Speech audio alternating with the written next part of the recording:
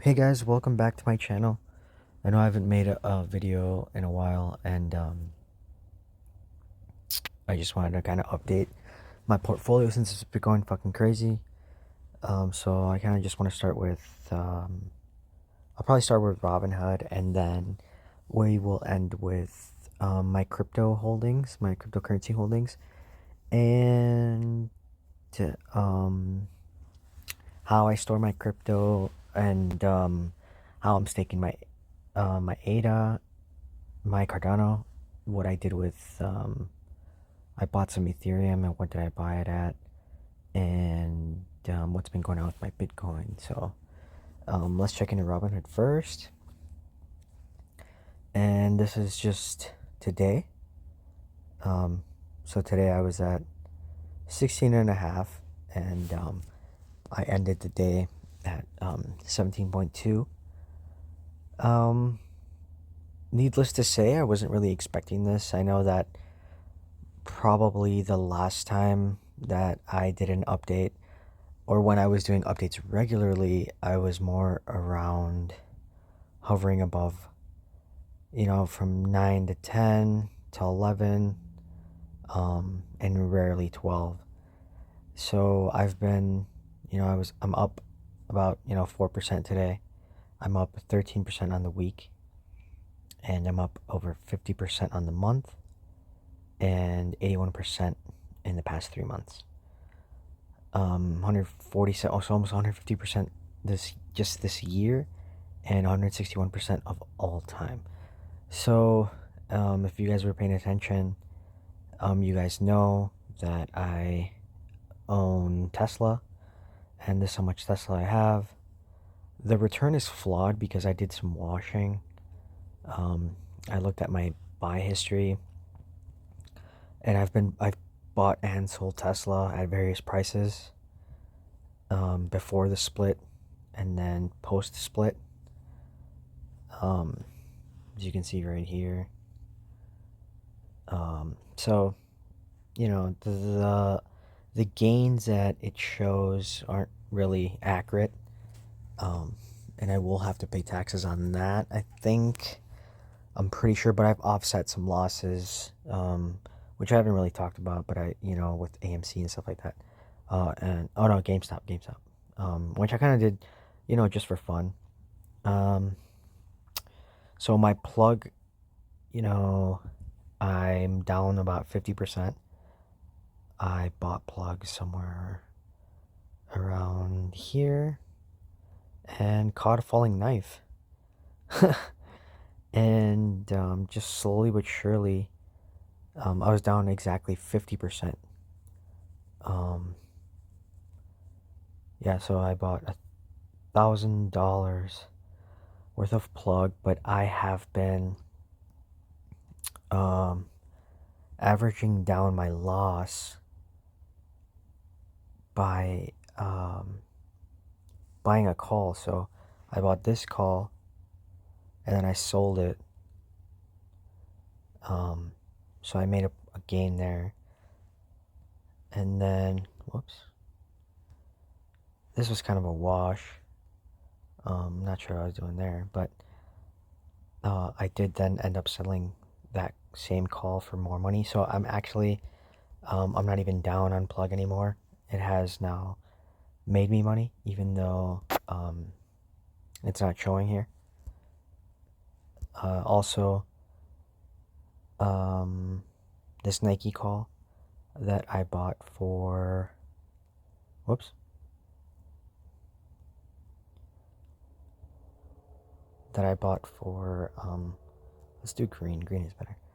I bought this call on September 21st, at a 160 strike price for 2,000, a little bit over 2,000, and now it's sitting at 3,000 with an expiration date, for January 19, 2024.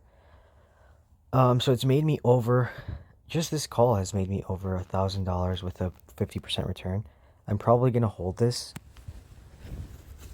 considering the fact that the expiration is out far, and I paid a really good premium for it, like a really expensive premium for it. I'm gonna hold it.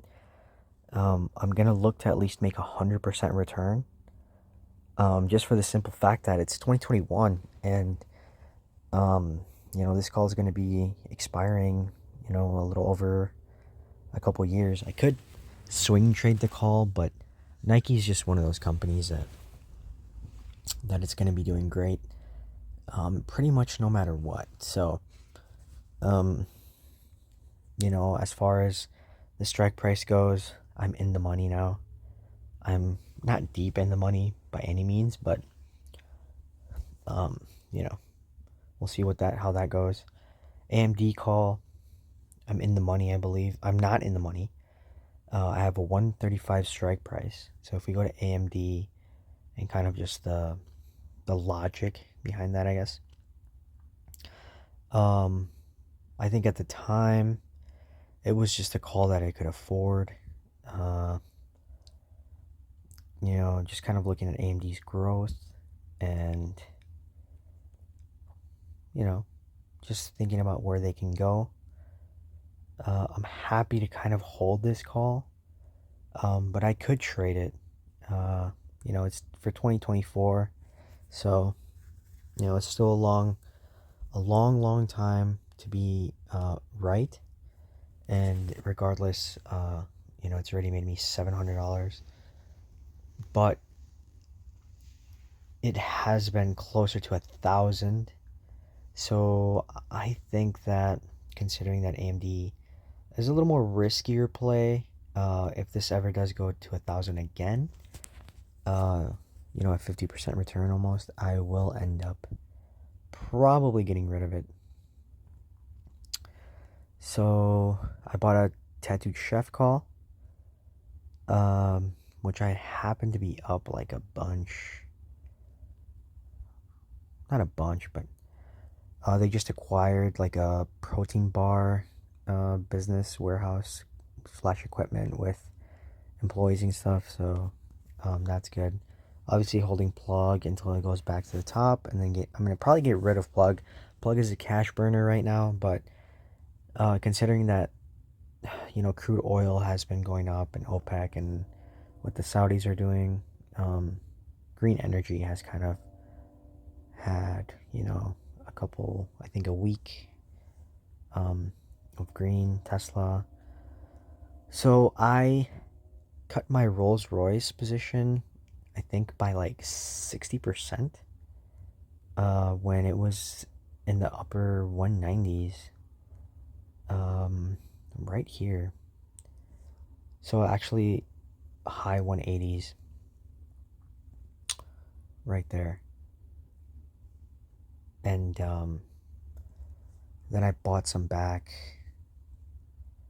I'm pretty sure I bought some back.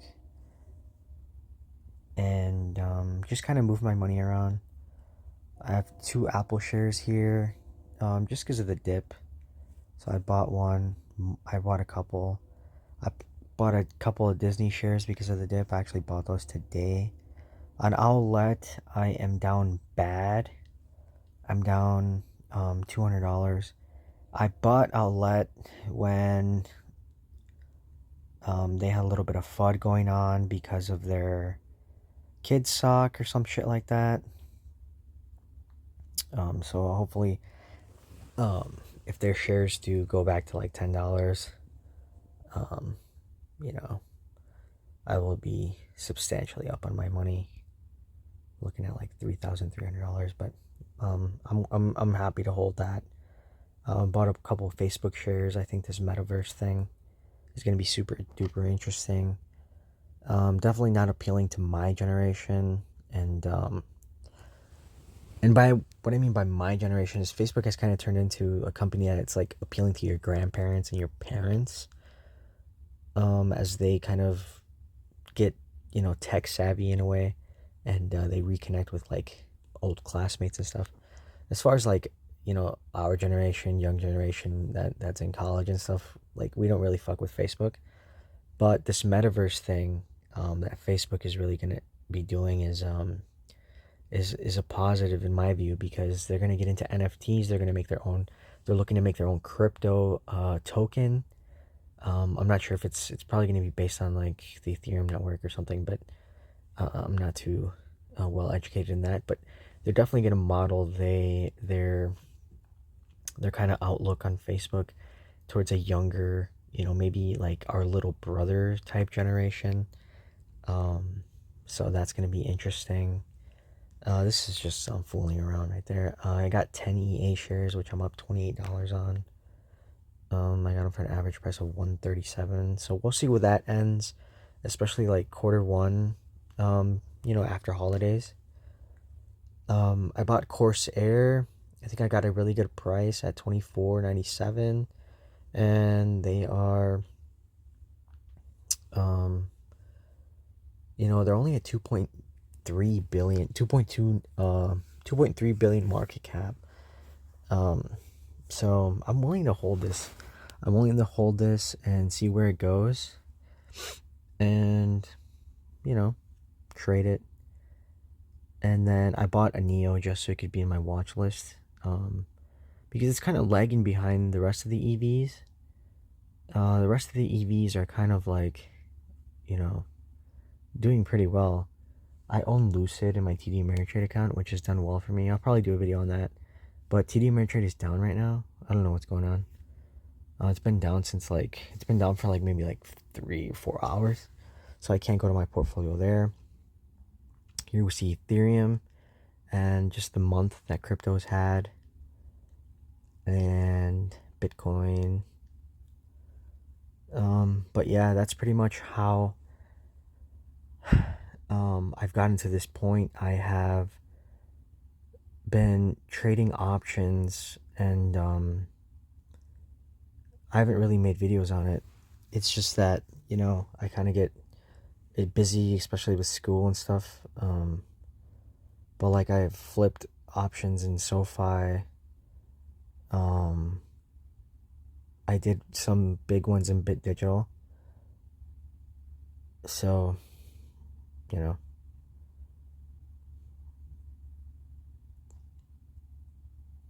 But what else did I do? I don't remember what else I've done. But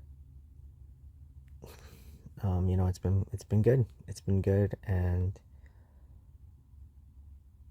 I think I'm, sitting well with, what I have. I have, if we kind of look and see my equity, Tesla obviously can still, it can drop out of nowhere, 10%, I'd say. It could go from like 1100 to 100 in a day. I can see that happening, that's pretty normal. But as far as Facebook and things like Apple go, that's like 13, like $1,000 that won't really move. Pretty safe money. EA and Activision was something that I didn't mention. But I don't see them dropping anytime soon because of the holidays.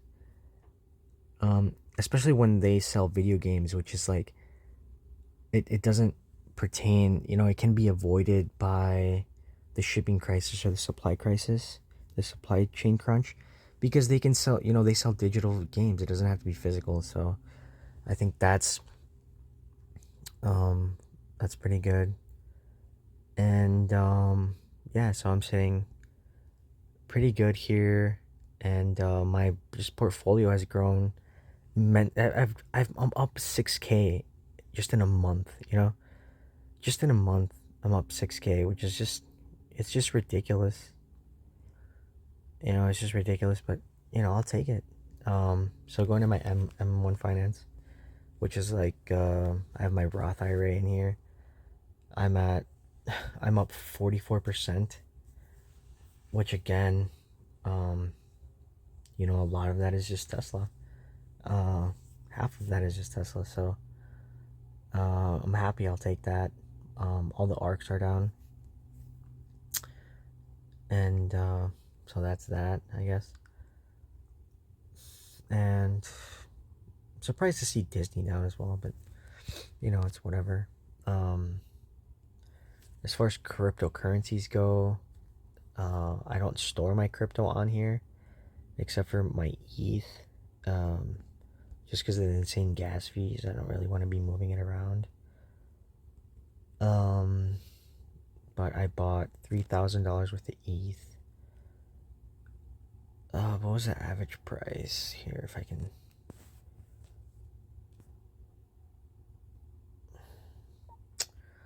Let's see here. So I got a price of just above 4,100. And then like soon after ETH broke to an all-time high. If we go on the 1 hour chart. So that was pretty nice to see. I'll definitely be adding to my position and looking to have one full Ethereum. My Cardano is completely gone. I've transferred it out. You can see here I transferred 1,300 Cardano, and I'm staking it on my ledger. I keep it in cold storage. It's unhackable. You know, it's just the perfect security. Any cold storage wallet, I just happen to use Ledger, and I'm staking it with Adalite. You know, I don't want to get into depth with that. And my Bitcoin isn't here either. I have withdrawn it. You know, I withdraw, and then I don't really keep it here. You see, you know, withdrawing there. You know, withdrawal there. Withdrawal there. It's just not safe to keep crypto in a hot wallet, or even on a site like Coinbase. You just never know what can happen. It's always good to have your crypto, you know, in a cold wallet where it's, you know, perfectly safe. It's unhackable. You have the keys. You know, it's really inexpensive, and there's YouTube tutorials to show you and stuff. You know, you just never know what can happen. But as far as all the withdrawals go, I always move my ETH to block. I move my Bitcoin to BlockFi, and I get interest on there. So this is just interest of this month, and you can see right here. Interest payment, and the dates, and yeah, so that's that. There's how much is in here. Obviously, I wish I had one full Bitcoin, obviously, right? But it's just not happening. Right? And these are the deets. I do get paid in Bitcoin, so the interest payments get paid in Bitcoin. So obviously, if Bitcoin keeps appreciating, the amount that they have paid me in interest also keeps appreciating. It'd be pointless to take it in dollars. But as far as BlockFi goes, again, they hold the crypto in a cold wallet, and I think Gemini helps them do that, which is another brokerage, much like Coinbase, but I think it's it has the Winklevoss twins behind them. If you don't know who they are, you know, they're the guys that basically sued Mark Zuckerberg for Facebook and stuff like that. But that's that. I don't buy any other cryptos. You know, I've been kind of researching on Solana, and where is it? Right here. I've been researching on Solana, and you know, the amount of transactions that they can do per second compared to Ethereum and stuff. So, you know, as far as that goes, I don't know. You know, I'd rather stack my coins, stack my chips, as I feel I don't have enough Ethereum or Bitcoin just to delve into these other cryptos. But I really like what I'm reading on Solana. It's a go for me. But like I said, I don't feel like I have enough Ethereum, Bitcoin, and certainly ADA to start dabbling in these other cryptos. As far as my allocation goes, I have around I want to say like 60. No, maybe not 60.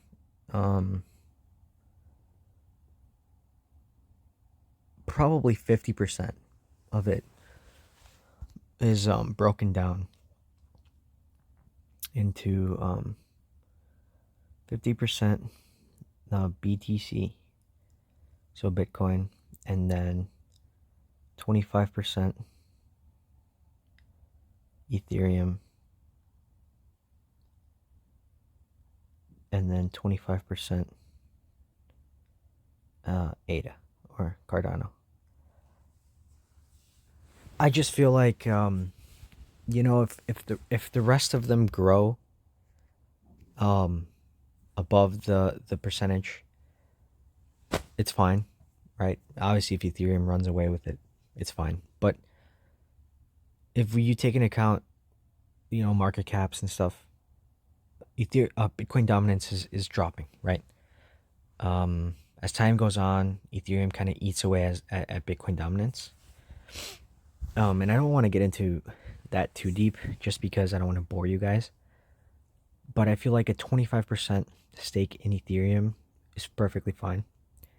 And my ADA position is kind of a hedge to Ethereum in the way that, I think Ethereum will probably come out on top in the short term, right? But if we believe that Ethereum will overtake Bitcoin at some point in market cap, we can't count ADA out and say that ADA has no chance of taking over Ethereum, in the longer run, right? Because it can do more things, right? We kind of see Bitcoin as, layer 1.0, Ethereum as, layer 2.0, and ADA as 3.0, right? So as far as that goes, that's my way of thinking about that. And now that I have my positions kind of set in stone, every, let's say, $100 that I invest in crypto, I will allocate 50 to BTC, 25 to ETH, and 25 to ADA. Regardless of the price, that's just going to be my dollar cost average, and that's just how that's the breakdown now. That's how I want it to go down. And I'm not looking to trade crypto. I'm actually looking forward to crypto winter.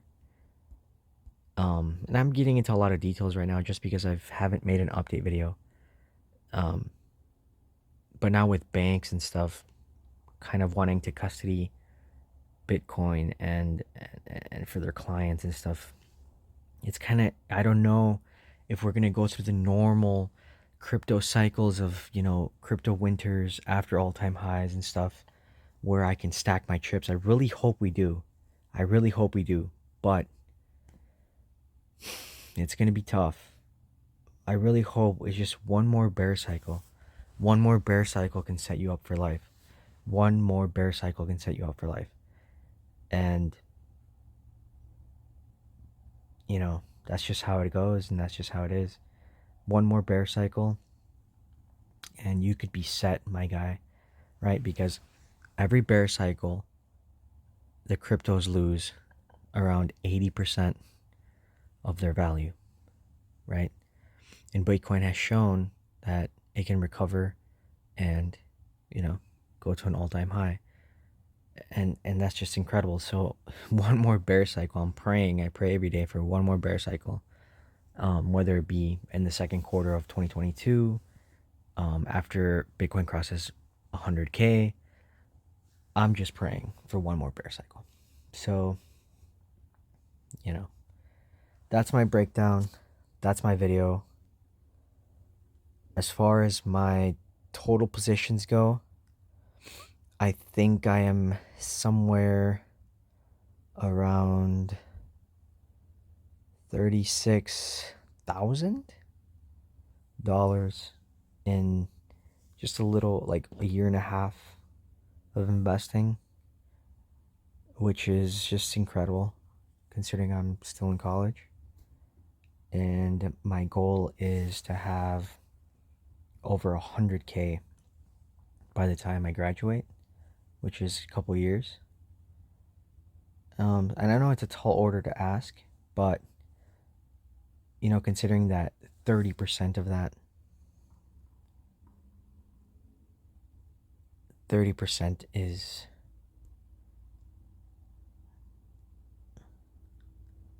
crypto, I feel like it's doable. So, but we'll see. We'll see. Anyway, thanks guys, and I'll catch you in the next one. Peace.